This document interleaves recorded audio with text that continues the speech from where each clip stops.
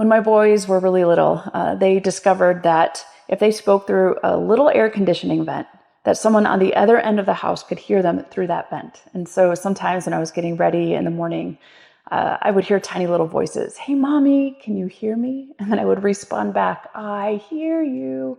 And then they would laugh and giggle, and we would go back and forth, and they were always so shocked that I could hear them. And I think when it comes to the prayer life, we wonder, "Hey, God, wherever you are, can you hear me?" And we especially wonder this in times where we are praying and praying and praying for something, and we aren't getting the outcome that we hope for. And yet, in our verse of the day, Luke's Gospel, chapter 18, verse 1, Jesus tells the disciples that they should always pray and not give up. And there are countless examples in Scripture of the God who does hear us.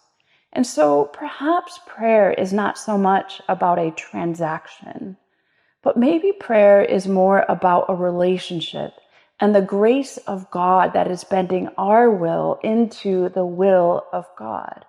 You see, in Scripture, we discover that God is a relational God, that God does hear us.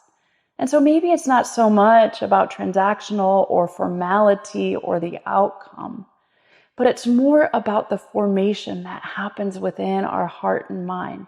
So that when a particular outcome does happen, even if it's not the one that we originally hoped for, we are able to say, "It is well with my soul," because the grace of God was present with us as we poured out our hearts to Him.